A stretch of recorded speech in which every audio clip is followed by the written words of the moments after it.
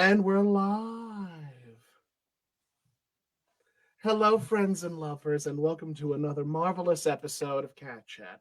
I am joined by an absolute goddess of a human being.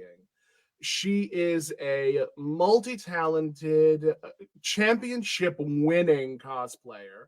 Her work has been seen globally and nationally on television, on streaming services, and she is just one of my favorite people ever. And I am just in awe of the fact that I have such a talented friend. The marvelous, the fabulous, LuckyGrim creative. Thank you so much for being on my show tonight, Thanks for having me. I'm trying to like lift my voice like I'm in customer service mode. honey. Like don't do that. Hi. We were like Hello. just shooting the shit earlier, and I'm like, why am I going into customer service mode? Like I said, with all of my episodes, it's very casual. There's no need to put in a facade. There's no need to hello, thank you for calling. Hello, who is this? No customer service, please and thank you. So hi, how are you? Congratulations on your move to Los Angeles. Thank you. So I still split my time between here and East Coast. Yes. It's like 3 months here, 1 month East Coast, just because like I do jobs here in Los Angeles and in New York City, so I have to like have a place to live in both In areas both in because both they areas. yeah. Um, so I'm working here right now, both for my like everyday freelance job and some other different Hmm. freelance jobs I'm finishing up right Yes. So you have been working pretty much, if I'm not mistaken, you've been working through the pandemic, or have you been? Was there ever a point in time where you weren't working? now. Oh yeah, yeah, yeah. Oh Okay. yeah. It's a little mentally disturbing to see your entire career go down the toilet in a That's matter of fair. weeks. Because so when I'm in Boston, which is my was my home for 10 years, since where I went to grad school and where I got like my professional start. Hmm. I'm a stylist for activewear companies, and our work just kind of dried up because they couldn't have so many people in the studio. And Boston was hit really fast, really hard, and lockdown was, I don't want to say, but it's fast and furious. Like it was like Hmm. 8 p.m. curfew, could not be outside, everything. And theaters closed. I do a lot of work with theaters in the area, and they still keep telling us theaters probably won't open until September. And that's a good chunk of what I do is I do detail sewing for theaters.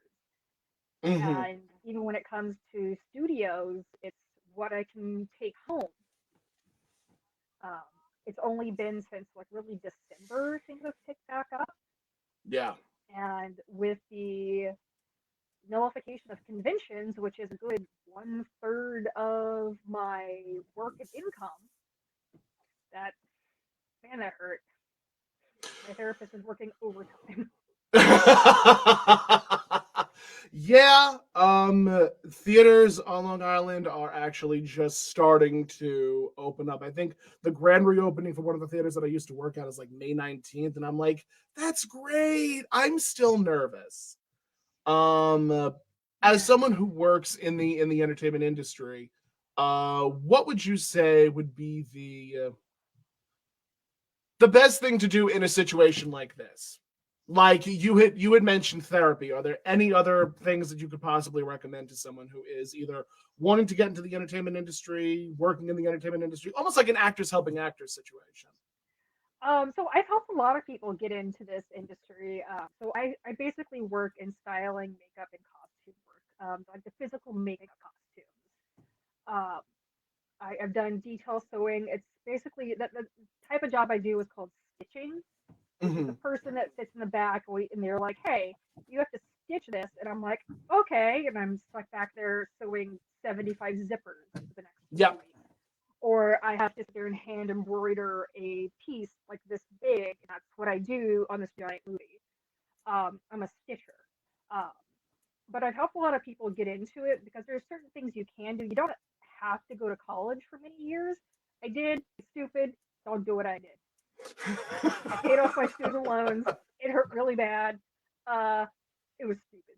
I just didn't have any other choice because there was no work for me yet. Yeah. But there are things to do that if you want to go from hobbyist to professional, you need a portfolio. You need a portfolio, and that's not pretty photos of you in costume. That's not pretty photos of you in lingerie. That's your costume on a mannequin, a plain background with just a photo of the front, a back, and detail shots. You need it both on a website that's easily linkable as well as a physical portfolio to take to job interviews. Hmm. And then you just have to have lot, a lot of gumption because you just have to And a start thick skin. emailing. Yeah, you just got to have a lot of chutzpah. You just got to start emailing people and being like, hey, what's up? I have no standards. I will work for pennies. And I tell people that the ringleader had to shovel elephant shit to get where he is. And everybody in this industry had to shovel a lot of shit to get where they are.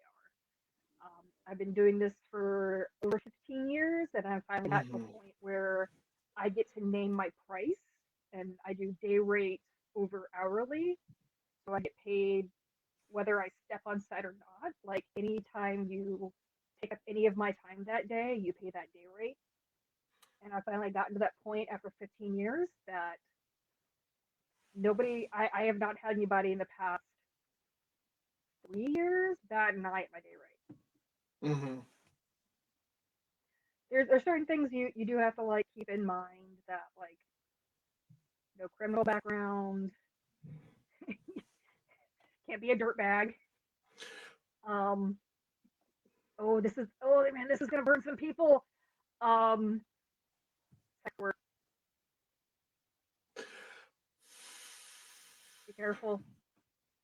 I know the world is America's weird about it. Be careful.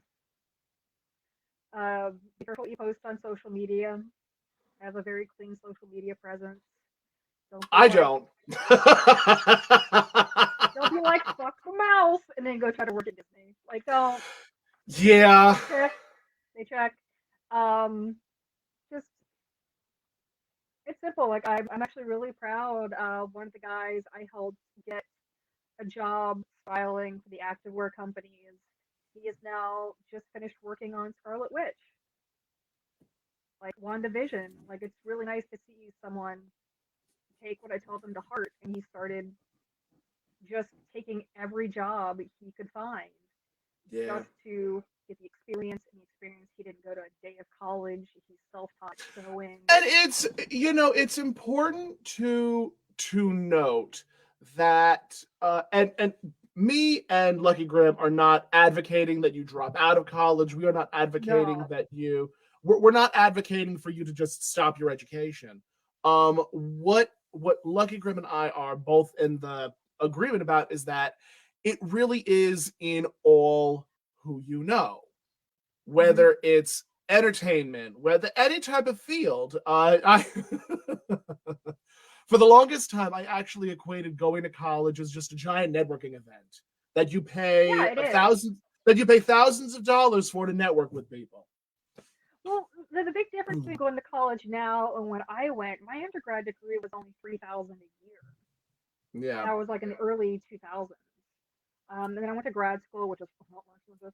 I went to an Ivy League grad school, so it was much more expensive. But I didn't go for costuming and sewing. I went for archival and museum studies, which is what I still yeah. do every once in a while. But those jobs are super far and few between.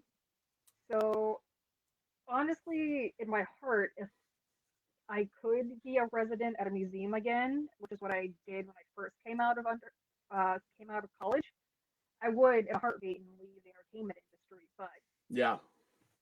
it just those jobs don't exist anymore thanks to the crash of 08. Yeah, the crash of '08 definitely did a number I'm for a number of 100% dating myself. families.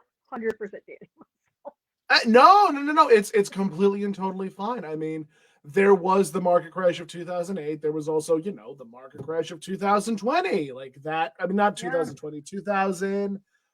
No, yeah, 2020, the crash of 2020 because of COVID. Like yeah, we millennials and what is the other one? Xennials, Gen X, Zennial. Gen Xers, Zennials, something to that effect. Um, uh, we have just been thrown to the wolves, basically, because we Yeah, have to just there's so much nonsense that we have to put up with. it's it's a test of strength. I think I it didn't really affect me too hard just because I Hmm. left home when I was 17 and I Yeah, really haven't been back. And I grew up in that world. I grew up military, and I grew yeah. up knowing for a fact that when I graduate high school, have a nice day. College is this way, army's that way. Either way, you don't live here anymore. And I've been on my own since then, so there really never was a parachute for me. And a lot of these kids are finally like going through all of this and like, we don't have a parachute. I'm like, yeah, sucks. Learn to invest. Save every penny. Yeah, that's it's the damnedest thing. Ever since the pandemic, I've been like saying to myself, where can I put some money? Where can I like Yeah. siphon away some coin? And day trading is a real thing. There are people that make a lot of money on day trading. And It's gambling. it's gambling. It's legalized gambling. It's gambling. I live by the law of thirds when it comes to a paycheck. Every paycheck gets cut up into thirds. A third for my checking account, a third for short-term savings, and a third for long-term savings. And that's every pay, no matter Yeah. what it is. Um, because I'm a freelancer, taxes come due at the end of the year, and that's my short-term savings. And honestly, if it wasn't for my long-term savings, I would have been up shit creek during COVID. I unfortunately burned through most of it, but if I hadn't have planned for this awful year-long rainy day, You'd have been fucked. uh, yeah, with a pineapple, Oh. yeah, Well, it as freelancers go, there's no manual, there's no textbook that says, um, here's what you do when you want to start your own business. Like no one has it's like you said, there's not a parachute for you. You mm-mm. you start doing it and then you're like, okay, what do I do next? What do I do next? How do I plan for tax season? How do I plan for this? Do I pay quarterly? Do I pay? Like, these are all questions that people that are just getting into freelancing start asking themselves. And it's very challenging. Like, if you don't uh, have a guiding hand, it's very challenging. I'm very lucky. My mom was a CPA, so I did learn quite a bit from her, and then I did take classes in college, and this is where college does come in handy. I did Hmm. take accounting classes, and I took cost analysis classes.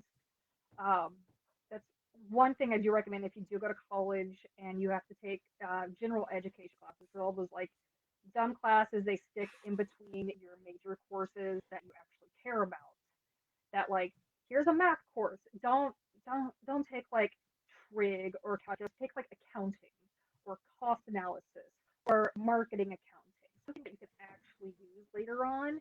And that's what I did. Like I took cost accounting and basically how to use QuickBooks, and Yeah, that's what I still use today. So that's how that's I know fascinating. I know based on what I'm making each quarter of the year, I know exactly how much taxes I need to pay. And I prepay the taxes and I do a deduction on each tax. And this is probably super important for everybody watching, but I do end up getting a return at the end of the year because I've already prepaid my taxes. And See, I because I'm a freelancer, I pay so much taxes. I do get a pretty big return. yeah, but I mean, these are all, and it shows how many people are watching. But these are the things that people need to think about, especially because of COVID. People have lost their jobs. People are trying to make something for themselves, make something out of themselves because they have the money to do it, whether it's with the stimulus checks or with the enhanced unemployment. There's things that one can invest in order to become a success. And one of the things that a lot of people don't go over is business money. They don't Yeah. go over taxes. They don't go over that stuff. And And like man, that is something you cannot hide from. no, you cannot hide from that. The IRS will find you. They know all. Like it's like they'll come find you. And if you ever want to take a class, you're just like, I don't want to go to a class. I don't want to enroll in an institution. I don't want to pay a whole lot. There's two apps dash websites that are invaluable for this. There's Hold on. EDX, EDF, EDX, EDX. like Xerox, EDX. Yeah. It's founded by Harvard. It's Harvard's internal continuing education website, and they've banded with like Berkeley and all the higher level colleges, and they've put a good portion of their online courses free to take, absolutely free, on this website, and they're at your pace. You only have to pay if you want the shiny certificate at the end. Yeah. This includes all of their foreign languages. Um, so you can get certified in Japanese and Korean for pennies. This includes marketing, accounting, cost analysis, um, all that stuff from many, many different Ivy League education facilities. Mm-hmm. The other one is Coursera, which is what I'm enrolled in right now. That's And spelled CORSEA. URSEA. I am awful at spelling. It's fine. Awful. Um, and it's a monthly subscription, so it's $50 a month. It sounds a lot. Go with me on this, but you sign up for a certificate course, and they tell you like however many weeks it might take you to do this, and it's put on by companies. Like I'm currently enrolled in the Facebook social media marketing certification. So it's being hosted and put on by people who work for and develop Facebook and Instagram and TikTok. Mm-hmm. And they're telling you how the algorithm works, how marketing works, how um, the accounting and the advertising money works. And at the end, I get a professional certificate endorsed by LinkedIn. And I've only been signed up for 2 weeks, and I'm already halfway through the course. So So in the end, I'll maybe spend $50 to $100 for this entire education. uh,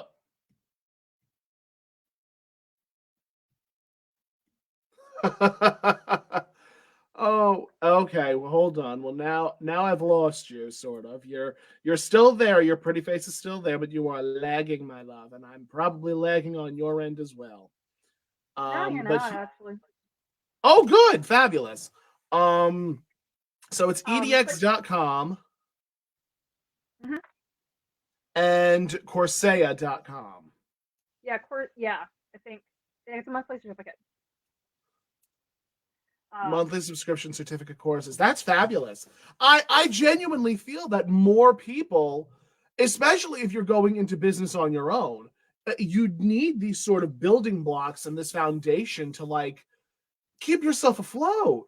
Because the the one thing that my parents have been saying for the last couple of months is, when are you going to get a job? When are you going to like get a job that will have a 401k for you, that will have benefits, that will have like social security? Like when are you going to get a job that'll do that? And I just have to say, the business that I'm going into has those options available. It just takes Yeah. time to get there. Well, when you go into freelance, like what I do in the entertainment industry, you can eventually join a union, Yes. and all of that's available. You could join a guild. Once again, all of that's also available. You could sign up with a studio permanently, like you can sign up with Lucid or Ironhead and be an employee of that studio. Those benefits come then. Um, Myself, I just pay outright for my insurance, which ends up being more cost effective for me than anything else because my health problems are bananas. Um, there's a clinical term called shitty immune system. Um, it's all there, and people think the the old guard. I want to say the boomers. My parents' people think that freelancing is unemployment. Like it's like When in choosing actuality, unemployment. it's really the opposite. It's just I feel like parents, specifically the boomer generation, think that freelancing just means that you are unhireable, that you are still trying to find yourself and trying to find a niche for yourself, when in all actuality, freelancing is one of the hardest things to do because It's hard. you're putting yourself into the driver's seat and you're like, okay, where am I going to make the most money? Who can I talk to and who can I email? Like, give me a contact list that I could send myself to and sell myself to these people. And So it's I so no, go ahead. here in LA, I have two roommates, two of my best friends in the whole world. One of them is employed right now through the pandemic, so she's been working from home, and she sees what I go through every day. So like every morning, the first 3 hours of my day, because I wake up every morning at 7 a.m. I make coffee for us. The first 3 hours of my day is emails. It's just emails. And she's like, do you take any days off? I'm like, no, a day off is a day I don't get paid. And that is those are words to live by, There's no especially if you're a vacation days, freelance there's no days artist. off, no sick days. That's it. It's just days you don't get paid. And like, yes, I make a lot of, I make a good living. I'm not gonna say I make a lot of money. I make a good living. I make exactly what I am worth, which took a long time to get. I make what I'm worth, and that does make up for the fact that I don't have sick days, I don't have vacation days, but I have to always be on that hustle. Like I always have to be like, I have to think 6 to 8 months ahead. Like Yeah. yesterday, I just booked what I'm doing for New Year. And then next week, I start booking January of 2022. Like that's how that's how That's how quick it works. That's literally that how quick it works. There was that a, is the there world. was a there was a conversation that I was watching. Who was it? I think it was Bob Bergen and Steve Bloom. They're voice actors. And I know. isn't he adorable? Oh my god, I want to squeeze his face. Um they were talking about how you really do need to be at this every day. If It's you a want to hustle. be a free if you want to be a freelance artist, you need to be at it every day. And two of my coaches, they were like they had said the best thing you could do every day, send out at least 100 emails. At Mm-hmm. least 100 emails. And you will get back maybe 5. Yeah, that is about it. Uh, And at it, the uh, at the height of me building my career, I was sending about 500 a week of like, please pay me, please, love of God, I will take anything. I was like, do, do I just send the statement for my student loan payment just to tell you how little self respect I have? Like, bitch went to Harvard. Like, can we please, please? They know where I sleep at night. Like,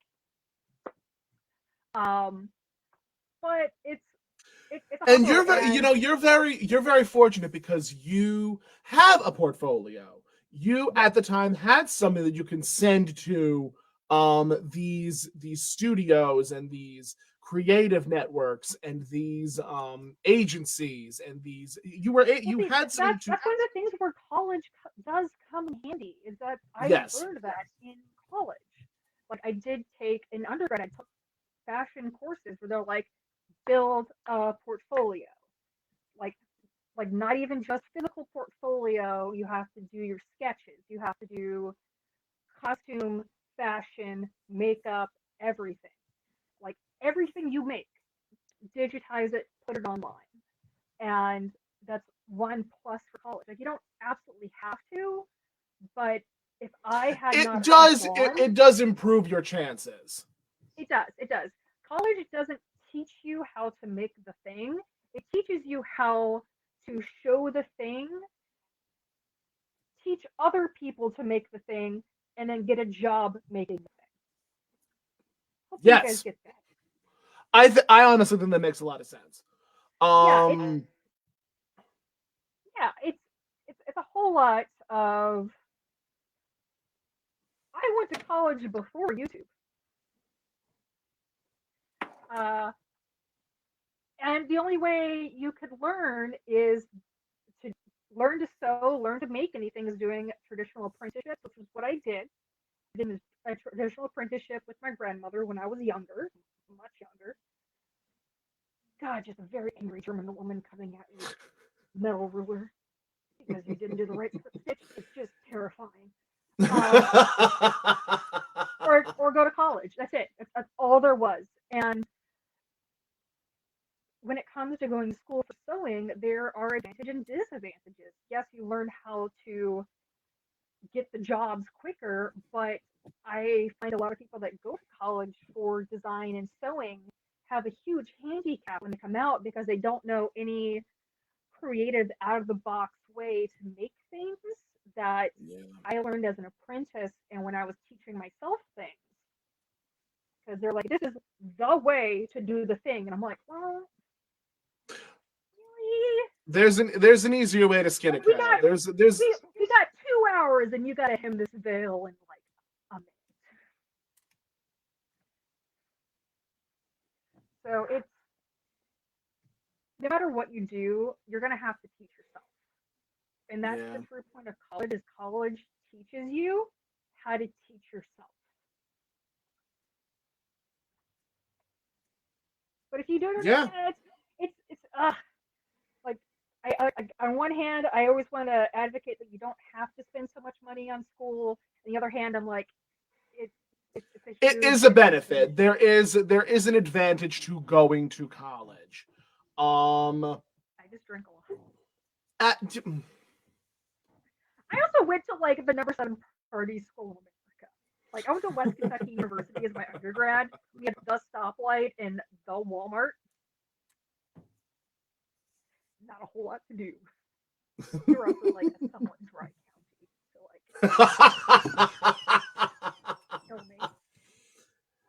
so you have been you,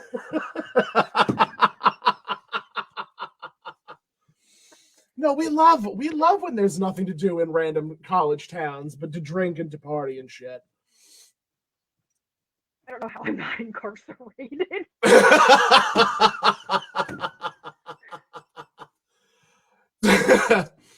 So you've been a creative for pretty much ever. And you have built up such a beautiful repertoire for yourself as a cosplayer, as a creative, as a builder, and a stitcher. What can you say is the most I don't want to say challenging aspect of being a creative because we've gone over so much of that. But when you as a cosplayer are shopping yourself around, when you started, when you started shopping yourself around to different conventions and whatnot, what was the most challenging aspect? Um, I didn't. I Okay. didn't see the worth in myself. I didn't. Like I didn't think anybody cared about a plus size creative person who makes everything from scratch because that wasn't the culture that was shown to us at conventions. Like I didn't see anyone like myself until much later in my convention life. I I just didn't see the worth in myself, so I didn't. Like I still very rarely shot myself to shows just because I'm lazy, very very lazy. Um, Usually shows come to me.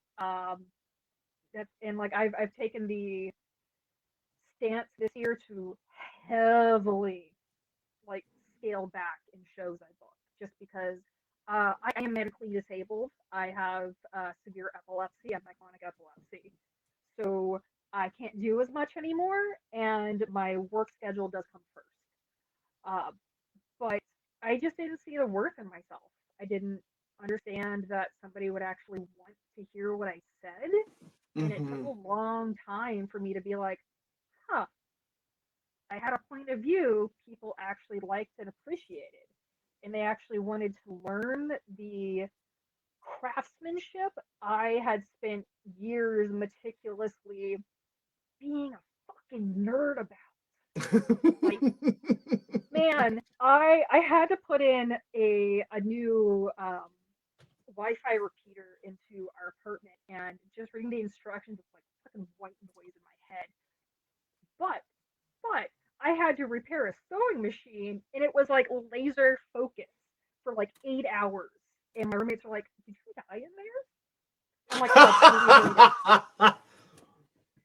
It's just one of those things that like I that's my jam. That's my jam. Everybody's a weird nerd about something, and it's everything to do with sewing is my weird nerd thing. Building is my weird nerd thing. I could not give two shits about armor. I've done it. I don't find it fun. Cool. If you do, I think it's awesome. Not my bag of cats, guys. I can't. Like it's just I just No, I I get would that. rather sew all day. And I didn't understand that that's what people wanted. And then shows are like, no, we don't care about social media numbers. We don't care about size. We actually want you because you're plus size and because people are asking us for that. And um, about 3 years ago, I had like a weird crisis where like I'm getting older. I'm reaching my late 30s as I've dated myself pretty hard here, and I was like, am I aging out? Like, am I getting too old for this? And then conventions are like, no, please don't leave. We need somebody with like the credit score. I'm like, oh, okay, okay, cool. So what age makes me more desirable? Didn't know that.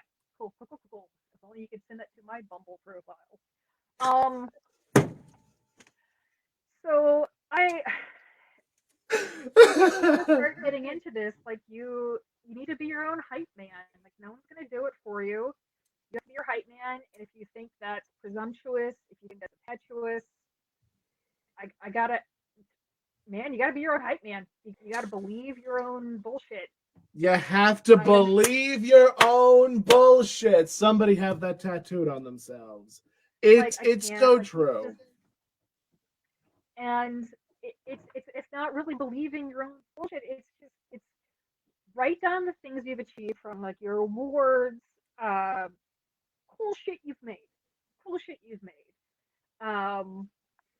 things that make you unique, like cool things you've done in your community, and be like, wow, I'm a pretty cool human. And then go apply. A lot of conventions like that I've worked with, I've really, oh man, it's really taken me a long time to get them to take applications from people and not just go find whoever is the most popular person at times. I'm like, guys, guys. Yeah, tell us, tell the view, tell the children about the joy that is helping a convention sort of find their way in terms of finding the right people to sell themselves basically at their show. So I've worked with conventions all over the world, and that's one of the cool things that I've been around for a while. I've pretty much been known as a no bullshitter. Like this is the exact personality you get when you meet me. Like I I have no stake in the cosplay professional world. Like if I didn't have a cosplay career tomorrow, I still have a professional costume career. So no skin off my nose.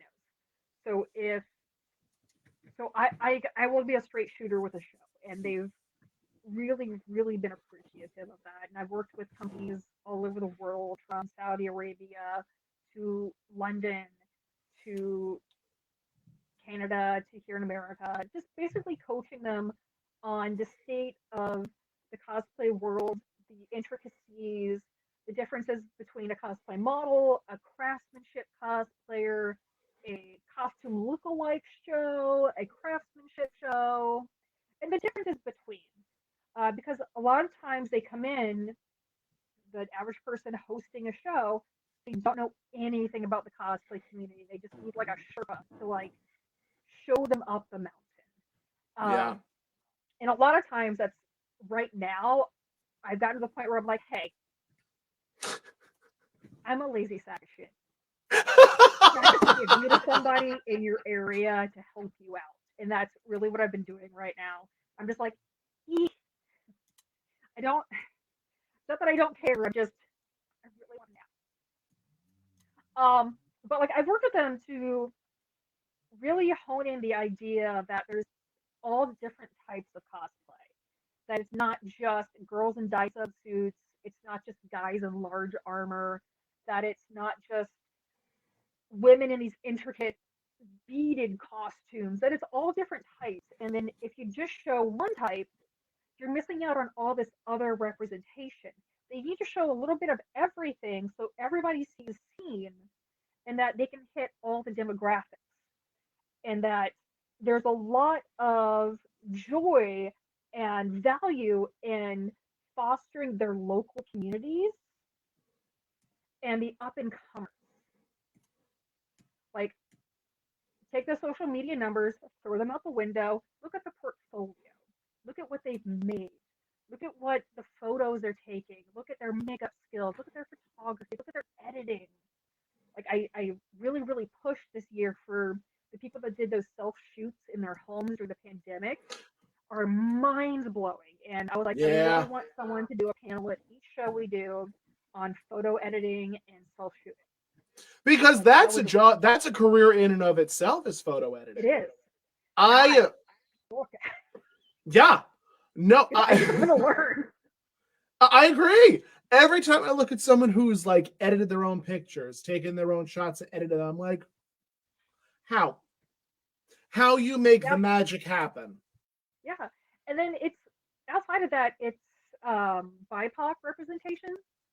It's like once upon a time I would go and it was just skinny white girls.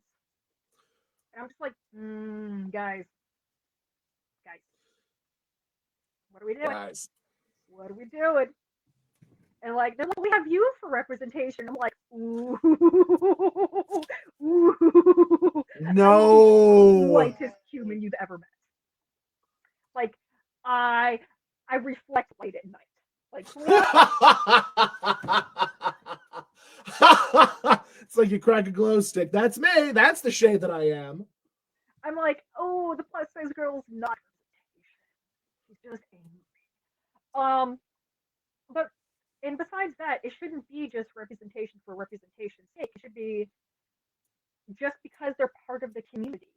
And right now, like we've gotten there, we've gotten male representation, which is a huge fight this past 2 years was to get male cosplay guests, and then to get huge BIPOC representation, and then to get age representation this year, this coming year, is to get the older cosplayers in as guests. So it's not just those like under 25. And I'm just like, I don't want to harp on age, but I'm like, The TikTok generation. yeah. The Um, TikTok cosplayers. we have one cosplay guest I'm super excited for. I can't say what show or like what group, but she is a professional quilter. I know, I know, I know, I know. If you've ever had to make a bodysuit and you get to those little corners and you just want to like put your head in the oven because the corners never want to work, look up quilting tutorials and I'll tell you how to do it correctly. So I'm excited for this woman to come do tutorials on how to quilt. Um, and then my huge win coming in 2022 is the Pride Lounge. My huge win is going to be Pride Lounge, not as a one-off, but as standard. As in, like, it's not weird. It's not like a touristy thing. It's just, this is normal.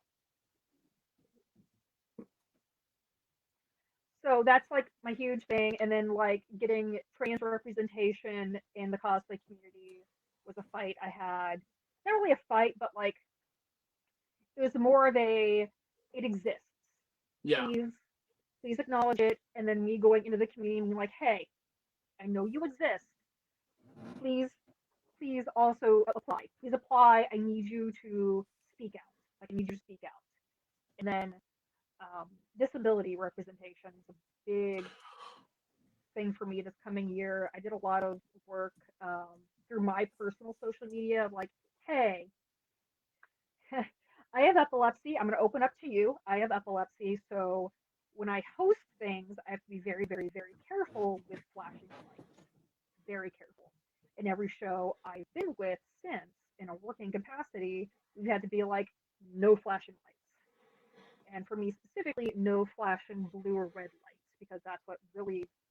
Actually, it's the damnedest thing. I'm waiting patiently for there to be almost like signers, ASL, at panels. That will be coming this year. Good. And I feel really sorry for the person because I talk really fast and uh, and it was a lot of, I had to be like, hey, I don't know if anybody's asked you, and it's stupid, like seriously stupid. How can costume contests specifically, because that's what I control myself, how can a costume contest help you? Like, if they looked you in the eye, how can a costume contest help you get through this whole thing, this whole 3 to 4 hour event better?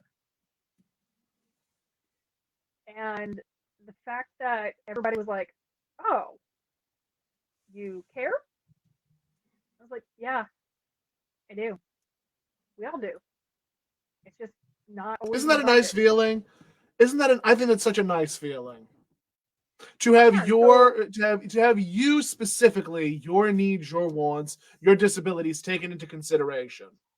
there was a lot of stuff like even I didn't think about because I don't really have anybody in my life very close that is autistic or is on that autism world, and I didn't really think about that, and I felt kind of bad afterwards. I'm like, oh, okay, Yeah. we should work on not having as much overt stimuli. We should work on the floor cues better, and going into this next year for the specific shows I work with, we're going to be doing Yes. um, small batch coaching the day before the contest. So they sign up, and it's like 10 people, and they get one-on-one time with myself and my assistant, and we just gently coach them through what happens on the stage, and they get like an hour and a half just to see the stage, see what happens behind the stage. They get to like talk with us, what happens goes on. So they're not as scared, not as leery, and that if they have any questions and if anything specific comes up, it can all be addressed beforehand, so we're not like all Yeah. harried and crazy. And a lot of people are like, "Oh wow, that's a novel idea," and I was like, okay, on the right track, on the right track. Okay, something's working out here. Yay. It's always a work in progress, and I'm hoping I that do feel like the more people come out saying this is who I am, this is the disability that I have, people specifically in the convention and entertainment world are going to be like, yes, we see you, we want to represent you in some way, shape, or form. But it's like pulling teeth sometimes, man. it is. And like I tell people like please don't be afraid to tell us something. Like we're not gonna penalize you. And I was always for a long time very, very caged about my disability because Yeah. I was not diagnosed until uh, about 6 years ago with myclonic epilepsy. Hmm. Um, and that's after years and years of very debilitating endometriosis.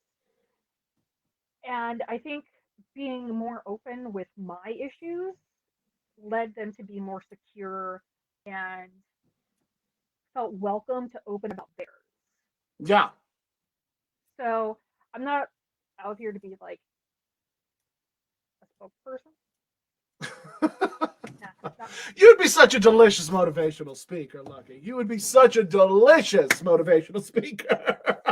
Nah, nah.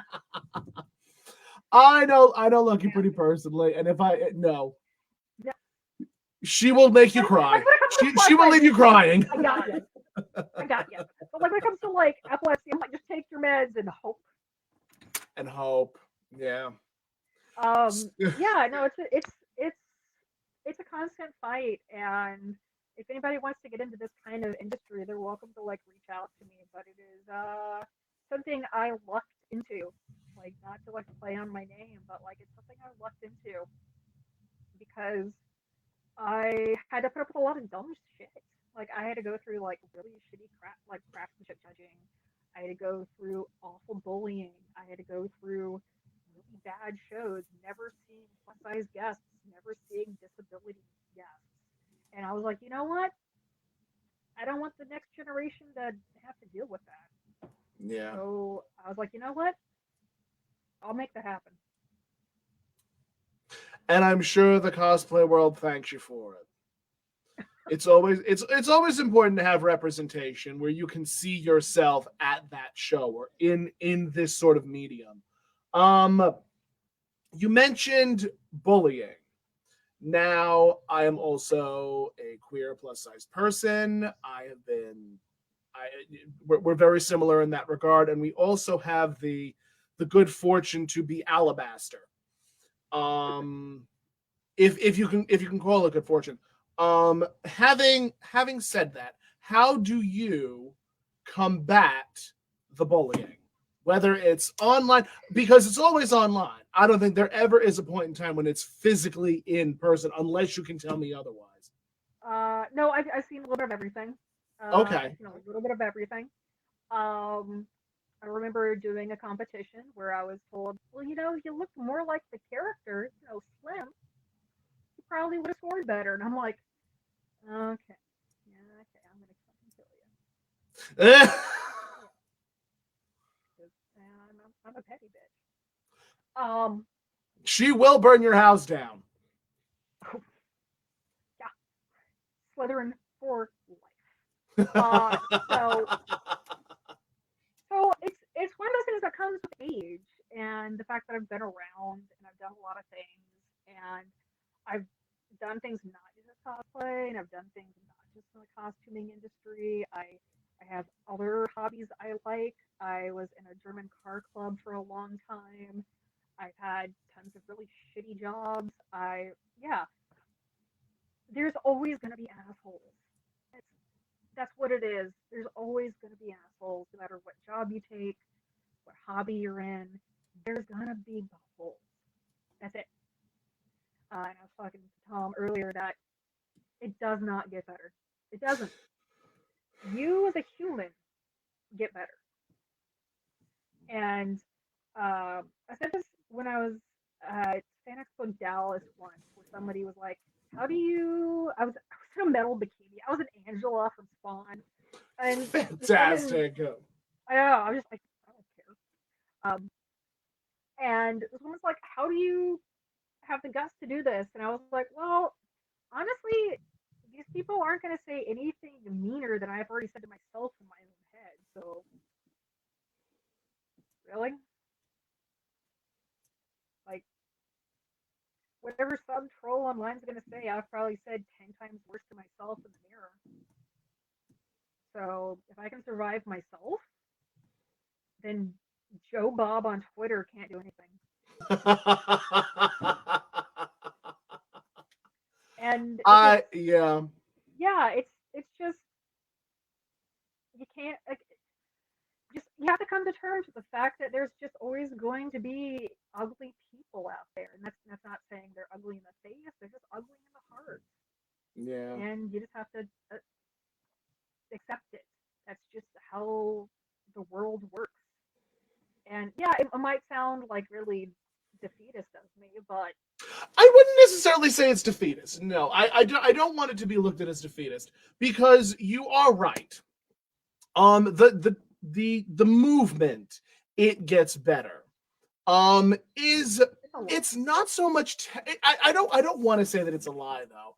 I want to say that it's how you start to perceive yourself. It's Yeah, internal. The it that gets better isn't the world around you, it's you that gets better, and that I yeah. think is at the heart of what Rachel's trying to say. And It's that. like, I think it would have been easier for me if I had seen plus size cosplayers when I was coming into all this, but like, I didn't. There were none. It was just a single type of person in scantily clad costumes. Um, and that's really it. And then I didn't realize I had inadvertently become a symbol of something until I had young ladies come up to me, and young people of all genders come up to me, and they're like, "We didn't know we were allowed to cosplay until we saw your photos." And I'm like, "Oh, Isn't that something? I'm too much of a jackass."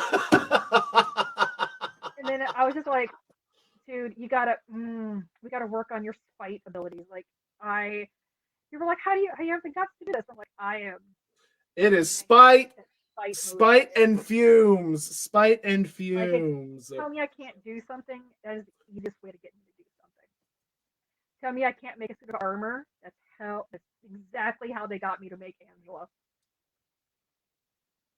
That's marvelous. That's That's absolutely exactly what marvelous. happened. Like, a judge at this huge international competition told me, "Well, you might want to try making armor because it's not like sewing that hard."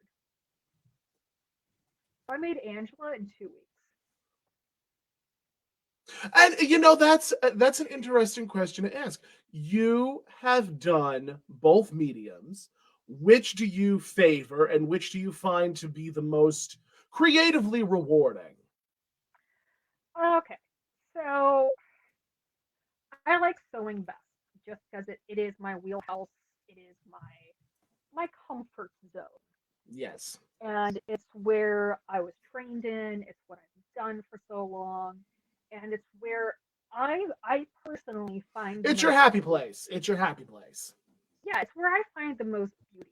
It's also because I also obsessively watch fashion weeks and what's coming up, like Ellie Saab, Naeem Muller, Tom Ford. Like, I obsessively watch these shows, and those are my favorite designers. So like, sewing and design is my jam.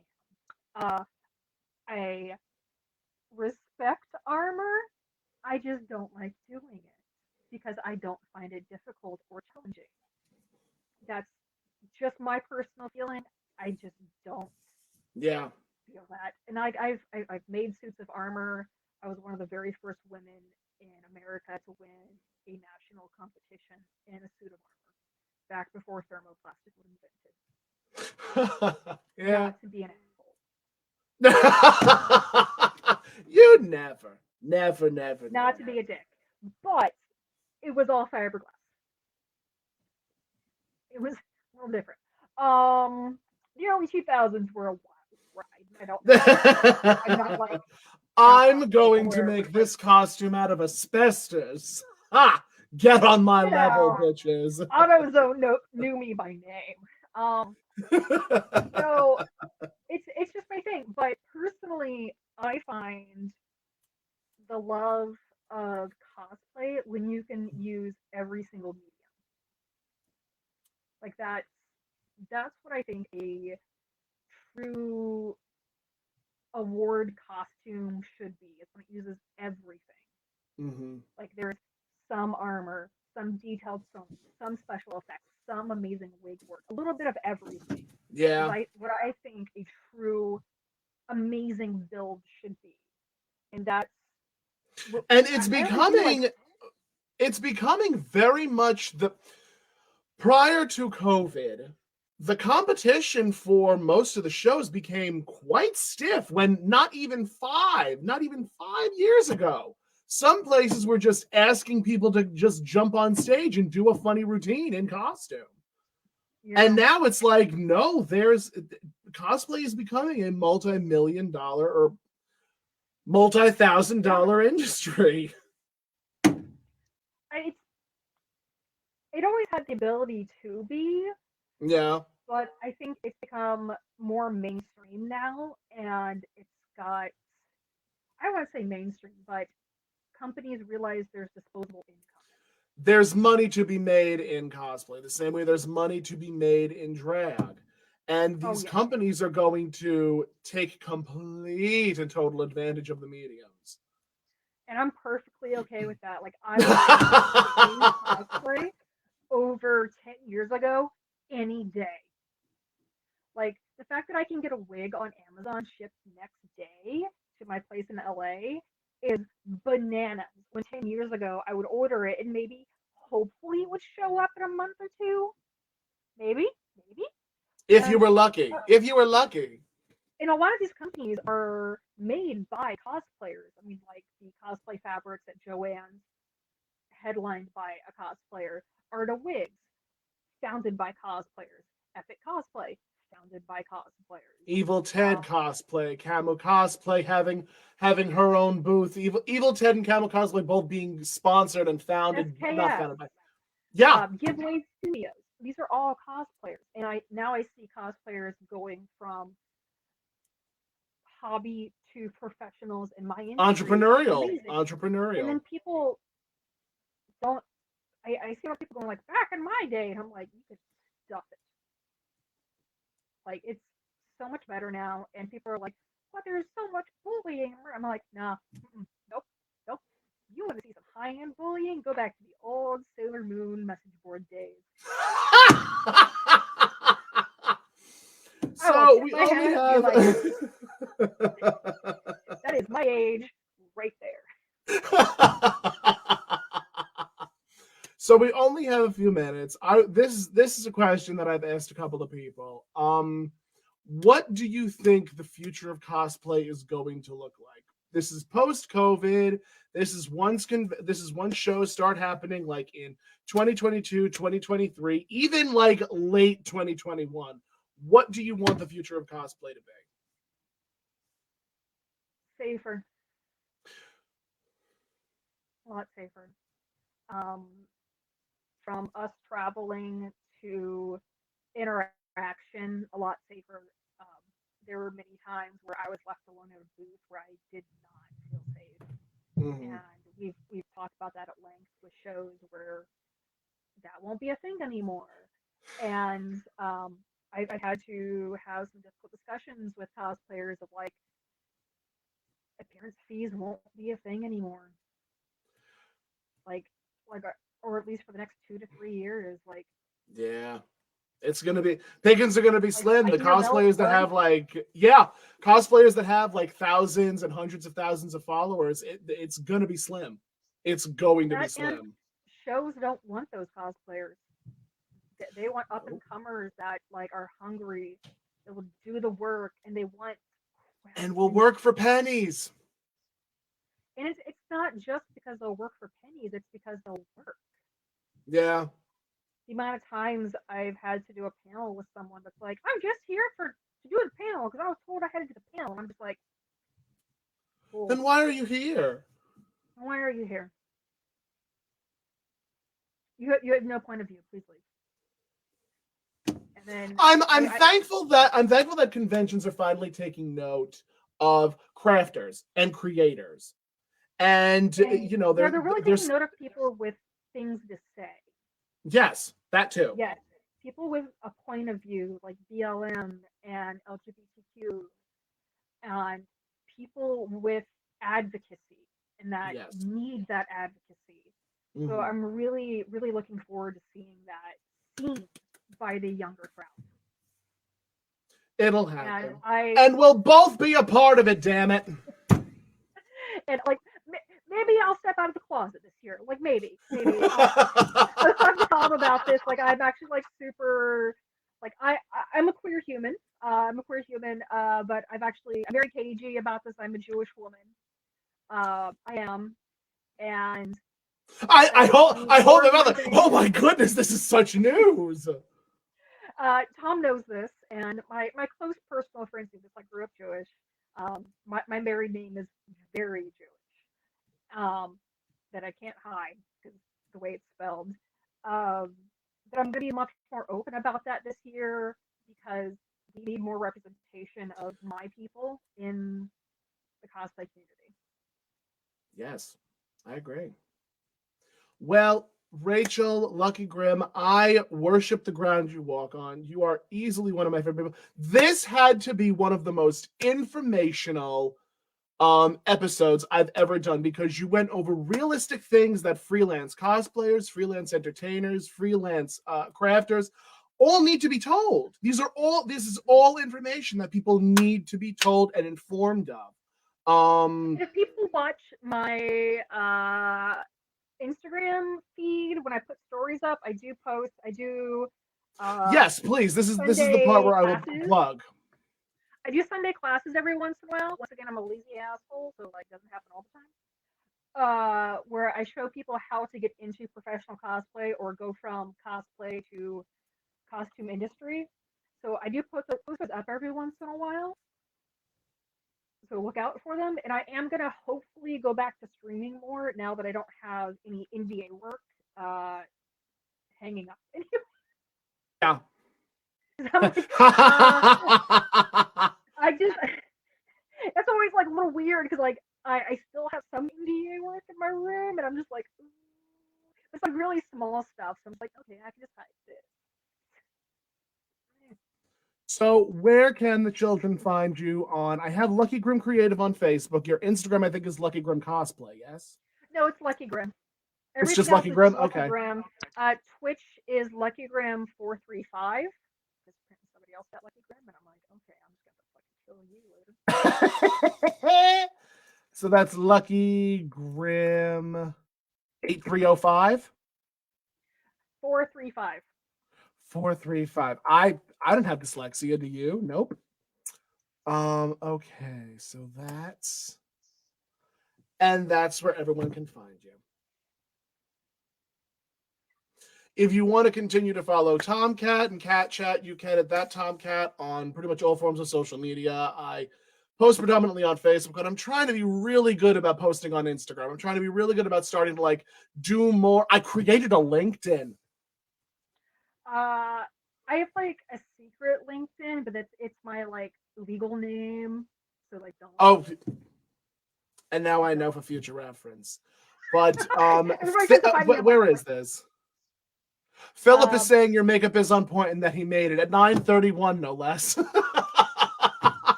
rude. Yeah, it's the wings all the way up. Yeah. Also, I'm on TikTok. If you ever want to watch stupid things.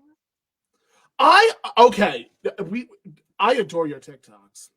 I do. I have You no are idea playing what I'm doing. you are playing so much on TikTok. It fills my heart with so much gladness. Like she's it is just mostly like just I like am, adventures throwing walking shit into at the it. wall and hoping what works. It really is. I'm just throwing spaghetti at a wall, seeing what works. It's adventures See in what Los Angeles, sticks. makeup, and weird thirst traps. I don't do a lot of sexy stuff because it's not my thing. But I did, and I do weird Golden Girls jokes. I love you so much. I am so happy. I hope to have you on my show again at some point. But I love you, I worship you, and I will see you all next week on another episode of Catt Chatt. Rachel, thank you again for being on my show tonight. thoroughly glad, grateful, and happy that you were able to join me tonight. Ciao me out for now, guys. I'll see you next week.